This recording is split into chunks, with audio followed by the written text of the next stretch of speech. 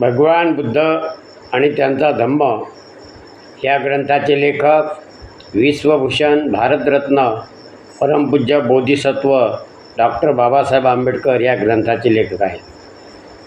भगवान बुद्ध आणि त्यांचा धम्म या ग्रंथातील 6 खंड म्हणजे 6वा खंड चालू असून 6व्या खंडातील भाग दुसरा आपण पाहतो. भाग दुसऱ्यामधील चॅप्टर नंबर 5 जैन तीर्थक आणि अनैतिकतेचा आरोप हा व्हिडिओ आपण पाहणार आहोत. त्या अगोदर समर्पण घेऊया आणि नंतर सुरुवात करू व्हिडिओला. सुखो बुद्धान्मुपादो सुखा सधम्म देशना सुखा संघस्स सामगे समागान तपो सुखो. सुखद बुद्धाचा जन्म, सुखकर सद्धम्म उपदेश, सुखकर सद्धम्म उपदेश, सुखकर संघ एकता, सुखद समूह तपस्या.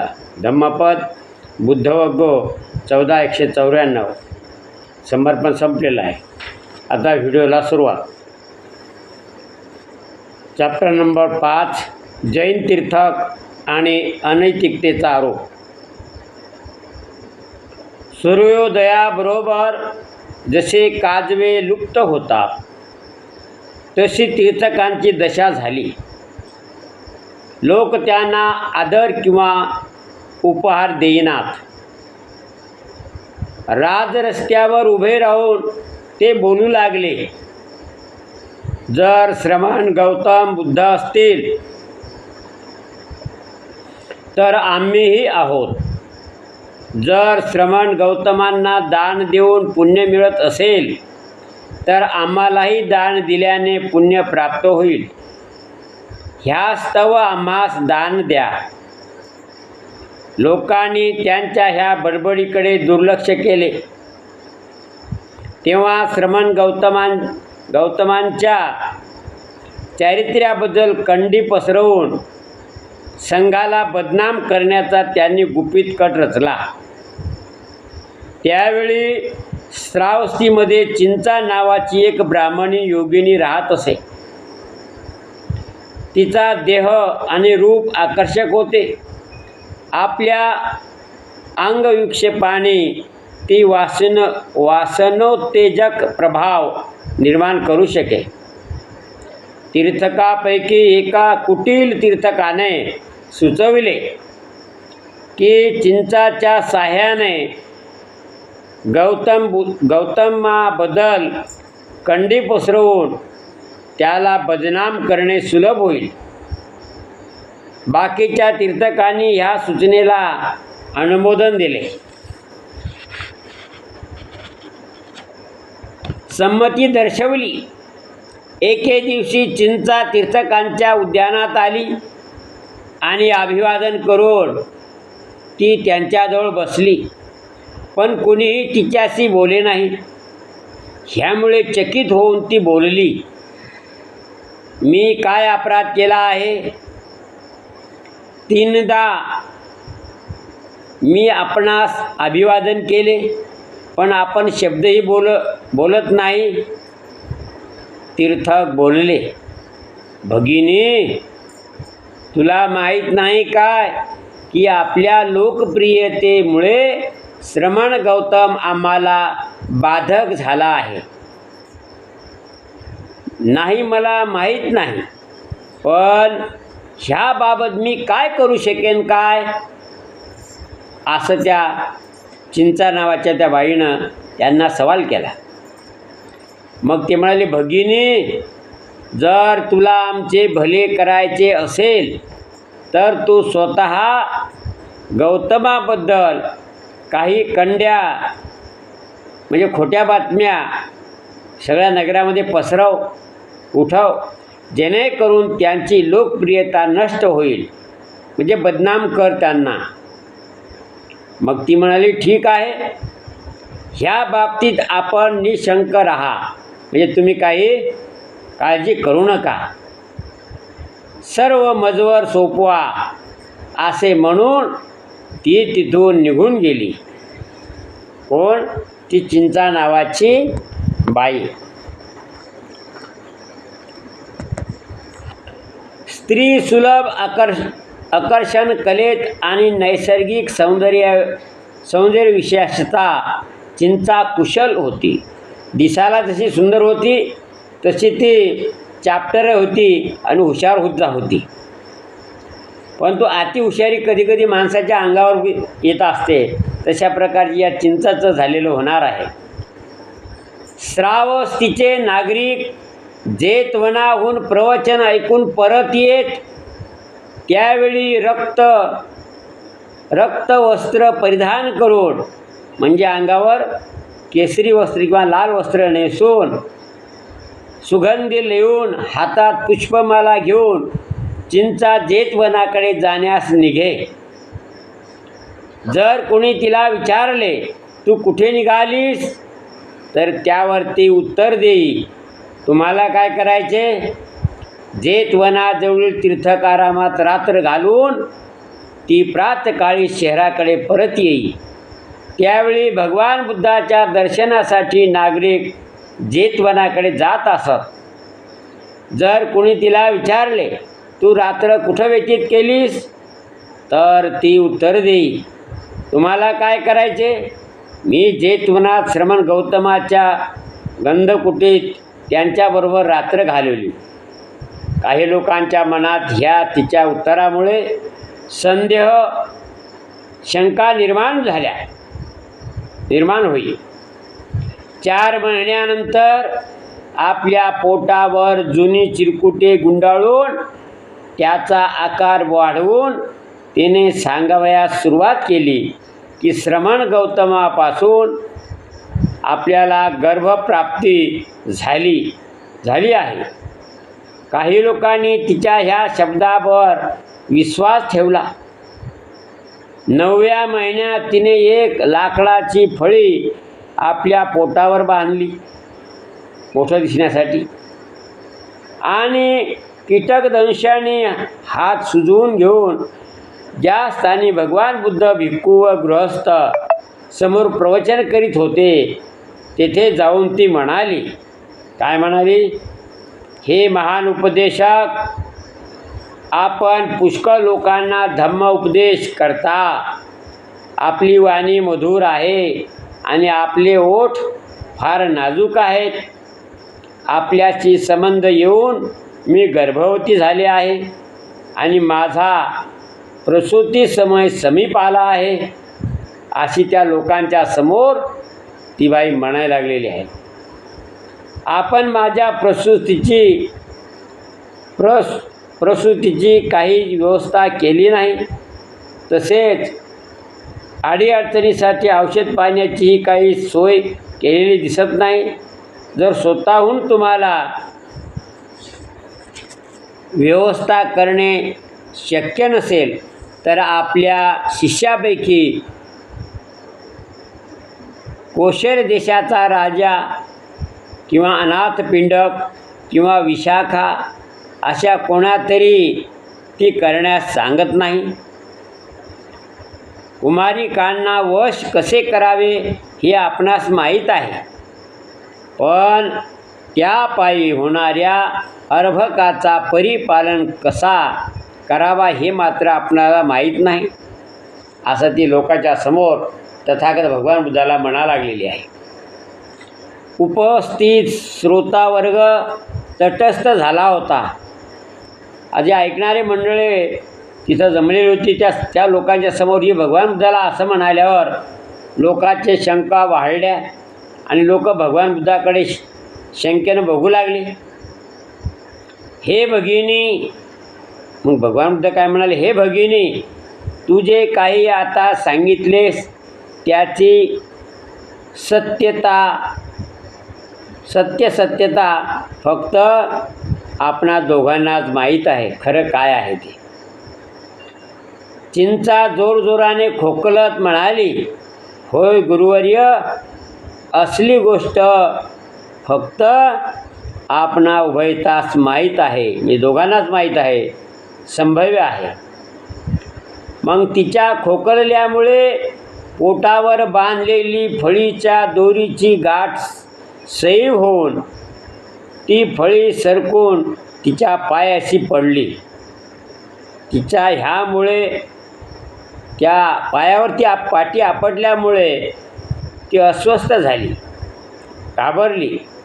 लोकांनी तिला काठ्याने आणि दगडांनी मारून तिथून हाकलून दिले.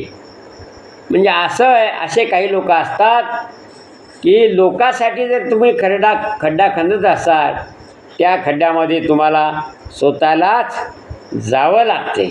तशी परिस्थिती या चिंचा नावाच्या त्या बाईची झालेली आहे. त्या जैन लोकांच्या धर्मगुरूने तिला भुलवून तिच्या डोक्यात सांगला की बदनाम कर भगवान बुद्धाला, आणि तसं तिने केलं. पण शेवटी लोकांना तिला तिच्या हातून तिचं सोंग उघडं पडलं आणि लोकांना तिला काठ्यानं मारून बदाडून हाकलून लावले की भगवान बुद्धावर आरोप घेतेस, खोटारडे, असं म्हणून तिला हाकलून दिलं. म्हणून भगवान बुद्ध म्हणतात, जसे कर्म तसे फळं तुम्हाला भोगावं लागतात. मग त्या चिंचाचं फळ तसं होतं, तसं तिला तिचे कर्माचे भोगावं लागले. लोकांनी तिला बदाडून काढलं. आता चॅप्टर नंबर 6 आहे देवदत्त, चुलत भाऊ आणि शत्रू. तथागत भगवान बुद्धाचा देवदत्त, चुलत भाऊ आणि शत्रू या चॅप्टरमध्ये आपण पाहणार आहोत. देवदत्त हा भगवान बुद्धाचा चुलत भाऊ होता, पण प्रथमपासूनच तो भगवान बुद्धाचा द्वेष करीत असे आणि त्याला त्याबद्दल तीव्र घृणा वाटत असे. भगवान बुद्धाने गृहत्याग केल्यानंतर यशोधरेशी अंगलट करण्याचा त्याने प्रयत्न केला. एकदा यशोधरा झोपण्याच्या तयारीत असता दरवाजावरच्या सेवकांना चुकवून भिक्खूंच्या वेशात तिच्या शयनगारात त्याने प्रवेश केला. पुन्हा देवदत्तानं. आणि यशोधरेने विचारले, श्रमणा, तुला काय हवे आहे?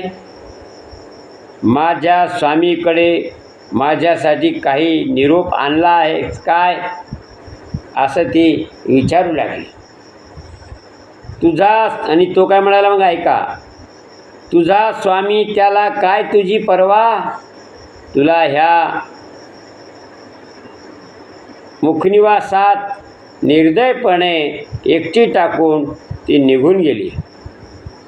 पण पुष्कळ लोकांच्या कल्याणासाठीच त्याने हे केले. यशोधरेने उत्तर दिले, ते काहीही असो, पण त्यांच्या निर्दयतेचा सूड तू आता घे. श्रमण, गप्प बस. तुझी वाणी आणि विचार दुर्गतीने भरलेले आहेत. यशोधरे, तू मला ओळखले नाहीस. मी तुझा प्रियकर देवदत्त. तू फसवा आणि दुष्ट आहेस हे मला माहीतच होते. तू कधी श्रमण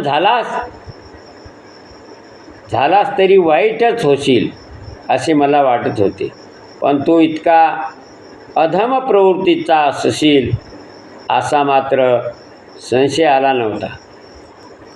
अशा प्रकारे ती त्या देवदत्ताला बोलायला लागलेली आहे. यशोधरे, माझे तुझ्यावर प्रेम आहे, असा तो देवदत्त यशोधरेला म्हणालेला आहे. देवदत्ताने विनवणी केली आणि तुझा पती तुझा तिरस्कार करतो. तो तुझ्यापाशी दुष्टपणे वागला आहे. माझ्यावर प्रेम कर आणि त्याच्या दुष्टतेचा सूड घे. यशोधरेच्या फिकट आणि कृश चेहऱ्यावर रक्तम्याची छटा आली, म्हणजे राग आला तिला. आणि तिच्या गालावर अश्रू ओघळू लागले. देवदत्त, तू माझ्याशी दुष्टपणाने वागत आहेस. तुझे प्रेम जरी निस्सीम असते तरी तो माझा अपमान ठरला असता. मी तुझ्यावर प्रेम करतो असे सांगतानाही तू खोटे बोलतो आहेस. जेव्हा मी तरुण आणि सुंदर होते तेव्हा तू माझ्याकडे ढुकूनही पाहिले नाहीस. आता मी वयस्क शोकमग्न झाली आहेस आणि अशा रात्रीच्या अनुचित समयी तो विश्वासघातकी आणि अपराधी प्रेमाची घोषणा करण्यास आला आहेस. तू दुष्ट आहेस, भ्याड पुरुष आहेस. आणि ती रडली. देवदत्त बोलतो, हो इथूनच. आणि देवदत्त झोन निघून गेला. आपल्याला संघप्रमुख न करता सारीपुत्त आणि मोगलान हे स्थान दिले. ह्याबद्दल देवदत्ताचा भगवान बुद्धावर रोष होता.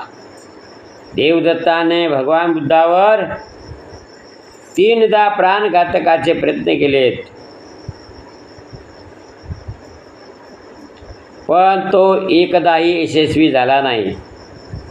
एकदा भगवान बुद्ध गृधकुट पर्वताच्या पायथ्याशी सावलीत येरझाऱ्या करीत होते. देवदत्त वर चढला आणि तथागताचे प्राणहरण करण्याच्या हेतूने त्याने एक मोठा दगड खाली लोटून दिला, पण तो एका खडकावर आदळला आणि तिथे गाडला गेला. फक्त त्याचा एक लहान तुकडा तथागताच्या पायावर येऊन आदळला आणि त्यामुळे थोडे रक्त आले, म्हणजे थोडं लागलं. त्याने दुसऱ्यांदा भगवान बुद्धाचे प्राणहरण करण्याचा प्रयत्न केला. ह्यावेळी देवदत्त राजकुमार अजातशत्रूकडे गेले आणि म्हणाले, मला थोडे लोक दे.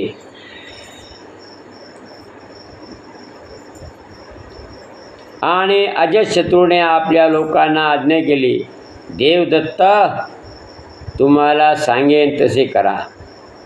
मग देवदत्ताने एकास आज्ञा केली, जा मित्रा, श्रमण गौतम अमुक जागी आहेत, त्यांची हत्या करा. आणि तो मनुष्य परत आला आणि त्याला म्हणाला, मी तथागताची प्राणहरण करण्यास असमर्थ आहे. त्याने तीर्थकाचे प्राणहरण करण्याचा 3रा प्रयत्न केला. ह्या समयी राजगृहात नीलगिरी नावाचा एक क्रूर नरघातक हत्ती होता. देवदत्त राजगृहातील हत्तीच्या तबेल्यात गेला आणि रक्षकांना म्हणाला, मी राजाचा नातेवाईक आहे आणि मी कुठल्याही नीचपदस्य उच्चपदी चढू शकतो. मी त्याचा सीधा किंवा पगार वाढवू शकतो. जेव्हा माझ्या मित्राने श्रमण गौतम ह्या सडकेवर येतील तेव्हा नलगिरीला मुक्त करणारा आणि कडेकोट जाऊ द्या. देवदत्ताने भगवान बुद्धांना मारण्यासाठी धनुर्धाराची नियुक्ती केली होती. त्याने पिसाळलेल्या नीलगिरी हत्तीला त्याच्या मार्गात सोडले होते, पण तो यशस्वी झाला नाही. जेव्हा ते प्रयत्न उघडकीस आले तेव्हा देव दत्ताला प्राप्त झालेल्या सर्व सार्वजनिक नेमणुका रद्द झाल्या आणि नंतर अजातशत्रूनेही त्याला भेटीगाठी नाकारल्या. म्हणजे उपजीविकेसाठी त्याला दारोदार भीक मागावी लागली. देवदत्ताला अजातशत्रूकडून पुष्कळ नजारे प्राप्त झाले होते, पण ते फार दिवस टिकू शकले नाहीत. नीलगिरी प्रकरणानंतर देवदत्ताचा प्रभाव आणि संपूर्ण नष्ट झाला. आपल्या कृतीमुळे अप्रिय झाल्यामुळे देवदत्त मगध देश सोडून कुशल देशात गेला. राजा प्रसेनजीत आपले स्वागत करीत आहेत अशी त्याची अपेक्षा होती, पण प्रसेनजीतने त्याला तुच्छतेने वागून हाकलून दिले. म्हणजे अशा प्रकारे देवदत्ताने भगवान बुद्धाला मारण्याचा प्रयत्न केलेला आहे. तर आजचा व्हिडिओ इथं थांबूया. पुन्हा भेटूया उद्याच्या व्हिडिओमध्ये. तोपर्यंत सर्वांचं मंगल हो. तेरा मंगल मेरा मंगल सबका मंगल होए रे. जन जन मंगल जन जन मंगल जन जन मंगल होए रे. जन जन मंगल होए रे. मित्रांनो, भगवान बुद्ध आणि त्यांचा धम्म या ग्रंथाचे व्हिडिओ गंभीर खंडारी यूट्यूब चॅनलवर मी रोज टाकत असतो. आपण ते पाहावेत, इतरांना सांगावेत, शेअर करावेत आणि चॅनलला सबस्क्राईब करावं. लाईक शेअर सबस्क्राईब आपण कराल अशी मी अपेक्षा करतो. आजचा व्हिडिओ इथे थांबूया. पुन्हा भेटूया उद्याच्या व्हिडिओमध्ये. तोपर्यंत जय भीम, नमो बुद्धाय, जय संविधान, जय भारत, जय भीम.